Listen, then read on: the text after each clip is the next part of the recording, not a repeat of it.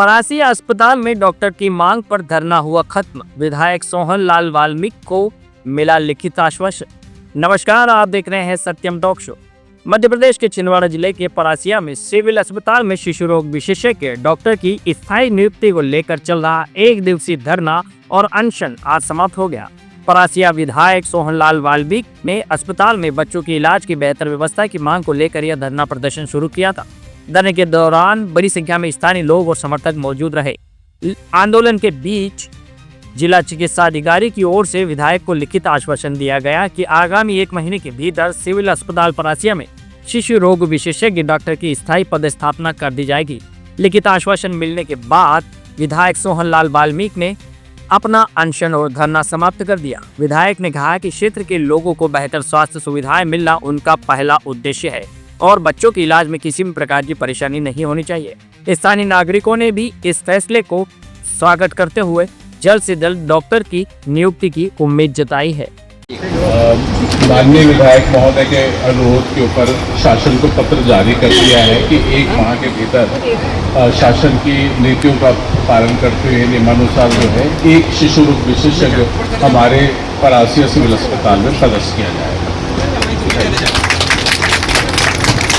धन्यवाद सचिव साहब, आप यहाँ पर हमारे अनशन स्थल पर आए और आपने मुझे जो पत्र दिया उसमें उल्लेख किया है कि 1 माह के अंदर में स्थायी रूप से यहाँ पर शिशु रोग विशेषज्ञ की स्थापना हो जाएगी। तो निश्चित रूप से हमारे क्षेत्र की जो बड़ी समस्या थी उस समस्या को गंभीरता लेते हुए आपने जो मुझे पत्र दिया है और मुझे उम्मीद है कि जो पत्र आपने मुझे दिया है 1 माह का, 1 माह के अंदर में शिशु रोग की पदस्थापना आप कर देंगे, यही हम आपसे प्रार्थना करते हैं। आपका बहुत बहुत धन्यवाद। आदरणीय डीएसपी साहब का, टीआई साहब का, सबका धन्यवाद। कार्यकाल में ये स्वीकृति मिली है। पूरे जो पत्र थे शासन के, मंत्री के, माननीय कमलनाथ जी के, उस सारे हम लोगों ने दिखाया कि हमारे कमलनाथ जी के कार्यकाल में ये हुआ है। और चूंकि मैं विधायक हूँ, मेरा अधिकार बनता है कि मेरे क्षेत्र में कोई निर्माण काम शुरू हो रहा है, काम हो रहा है, तो उसका भूमि पूजन मेरे द्वारा किया जाए। और हमने कलेक्टर से भी मांग करी, एसडीएम से भी मांग करी। जब यहाँ पर हम भूमि पूजन करने आए तो उसमें सब आप लोग थे साथ में। किस तरीके से भारतीय जनता पार्टी के नकारा कुछ लोगों ने हमें रोका, यहाँ पर विवाद की स्थिति उत्पन्न हुई। शासन के सामने हमारे पूरे कांग्रेस के कार्यकर्ता, हम सभी लोग एक दूसरे के सामने खड़े हुए और ये लड़ाई चालू हुई कि भूमि पूजन को उन्होंने रोकना चाहा और हम लोगों ने उस भूमि पूजन को करना चाहा, क्योंकि हमारा हक बनता है, हमारा अधिकार बनता है। और हमारे अधिकारों को किस तरीके से भारतीय जनता पार्टी ने शासन की ताकत के बल पर रोका और हमें भूमि पूजन जो स्थल बना हुआ था उस स्थल पर जाने नहीं दिया और हम लोग ने उसका भूमि पूजन दूसरे स्थान में फिर किया क्योंकि हम सबका अधिकार बनता था। भूमि पूजन करने के बाद साथियों बिल्डिंग तैयार हुई आपके सामने है। और जब उपकरण की बात आई तो मुझे लगातार संघर्ष करना पड़ा विधानसभा के अंदर में भी, और कई पत्र लिखना पड़ा कि जो 1,77,00,000 रुपए के उपकरण, क्योंकि 100 बेड हॉस्पिटल जो होता है उसका एक मापदंड होता है, उसका एक स्टैंडर्ड होता है। और उस स्टैंडर्ड के तहत में, उस मापदंड के तहत में जो 1,77,00,000 रुपए उपकरण के लिए स्वीकृत किए गए थे उसको शीघ्र यहाँ प्रदान किया जाए, परंतु उसमें भी रोक लगा दी गई।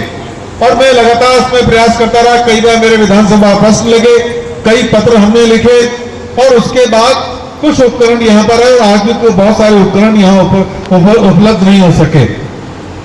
जो हालात है साथियों, आपका ये माह के अंदर कर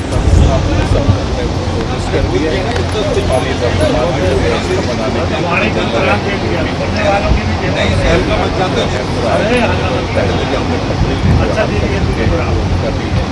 और ये टोटल आपको एक को दे रहे हैं और इसके बाद हम लोग करते रहेंगे।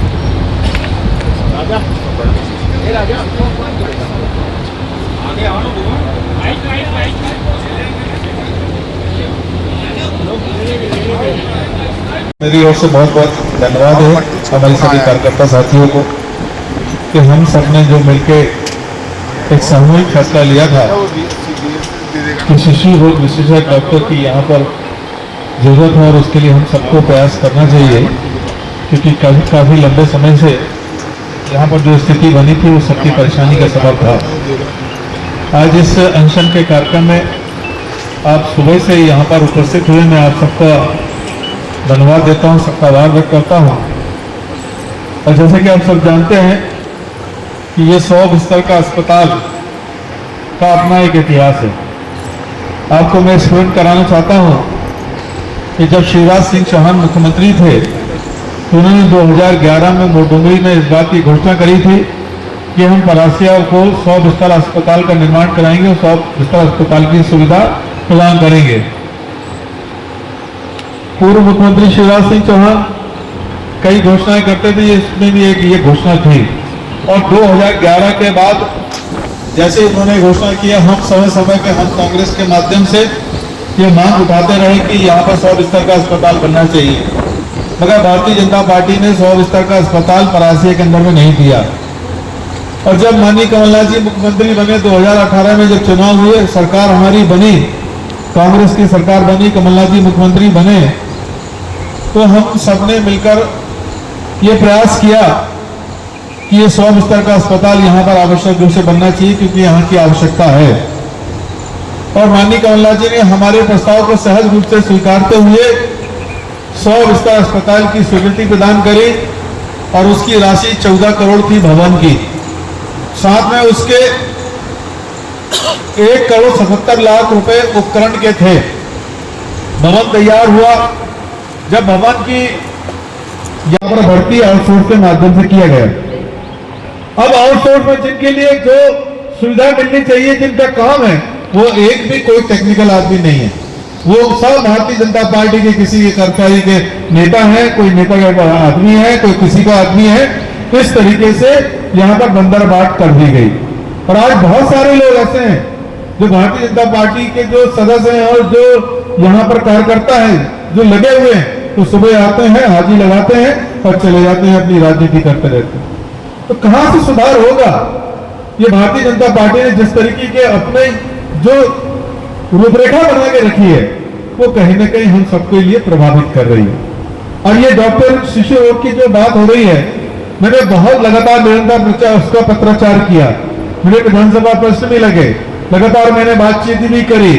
और जब नियुक्ति हुई और नियुक्ति के बाद में जब 2 डॉक्टर ने किया गया, तो हम लोगों ने ये बात रखी कि ये जो शनिवार, गुरुवार और मंगलवार को जो शिशु रोग विशेषज्ञ आएंगे, अब 9 बजे आएंगे और 2 बजे चले जाएंगे, ये कौन सी व्यवस्था है? इस तरीके से किसी बच्चे का तो ट्रीटमेंट नहीं हो पाएगा।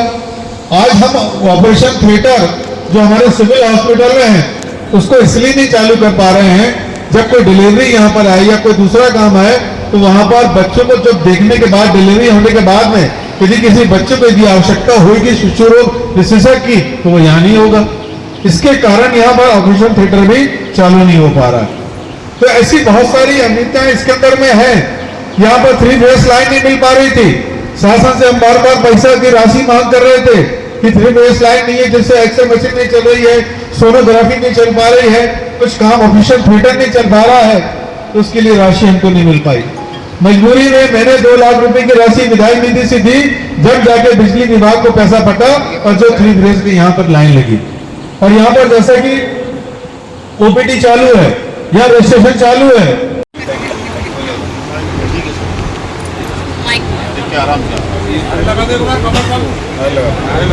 भैया संघर्ष करो,